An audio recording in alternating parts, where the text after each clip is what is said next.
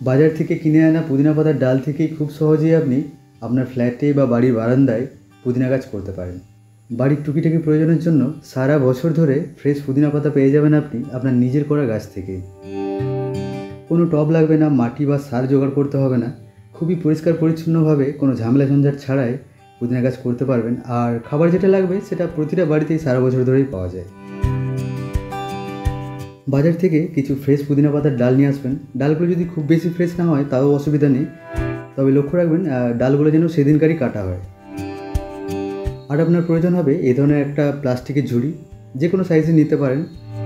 আর একটা বালতির, আমি এমনি বালতি নিয়েছি, আপনারা রঙের বালতিও নিতে পারেন। ওপরে ঝুড়িটা ঠিকমতো বসে গেলেই হবে। সেটআপটা কীভাবে তৈরি করবেন সেটা দেখাচ্ছি, খুব বেশি সময় লাগবে না আপনার।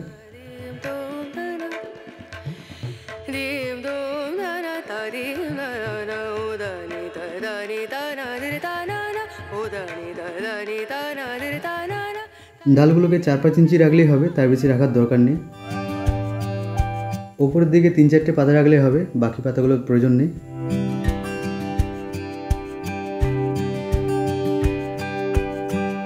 এই ডালগুলোকে এরপর প্লাস্টিকের ঝুড়ির মধ্যে বসিয়ে দেব। একটু ছাড়া ছাড়া বসাবো, সমান গ্যাপ রেখে। এই পুদিনা পাতার ডালগুলো কতটা জলের নিচে থাকবে এটা খুব গুরুত্বপূর্ণ, আর এটার উপর ডিপেন্ড করছে ডালগুলো থেকে শিকড় হবে কিনা।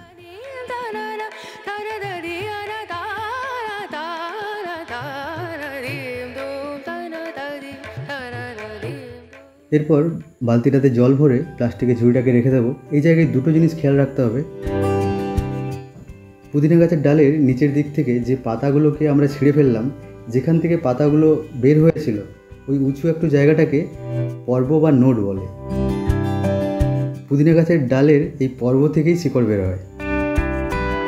অনেক গাছ রয়েছে যেগুলো পর্ব ছাড়াও রুট বের হয়, তবে এই পুদিনা গাছের রুট এই পর্ব থেকেই বের হয়।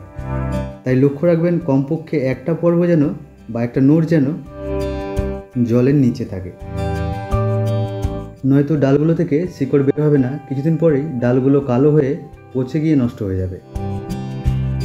সেখানে যে বিষয়টা খেয়াল রাখতে হবে সেটা হলো জলের লেয়ারটা প্লাস্টিকের ঝুড়ির নিচে থাকবে।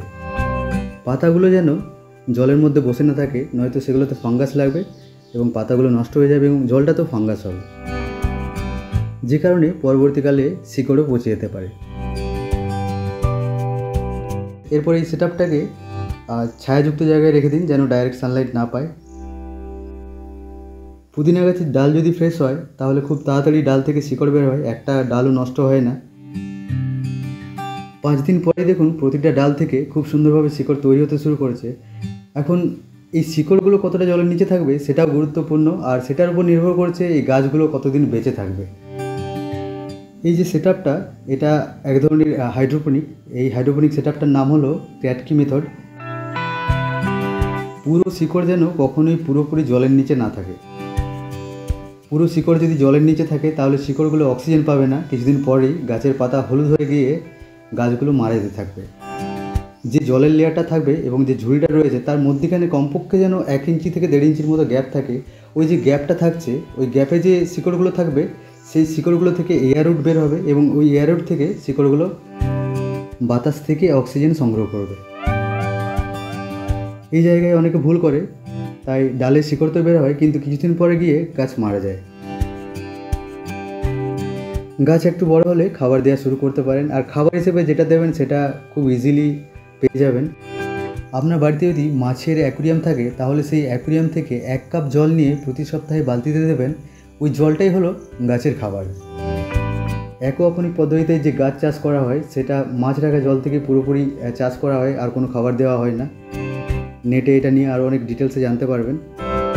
যদি অ্যাকোরিয়াম না থাকে তাহলে মাছ ধোয়া জল দেবেন, তাহলেও হবে।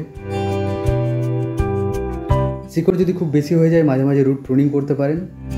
আর সেটআপটাকে এমন জায়গায় রাখবেন যেন জল বেশি গরম না হয়ে যায় ডাইরেক্ট সানলাইট থেকে।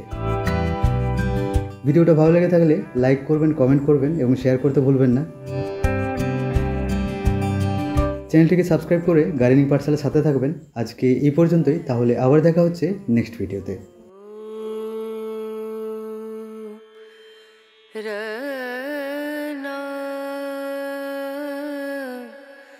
ra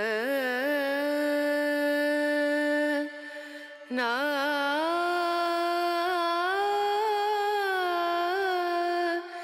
না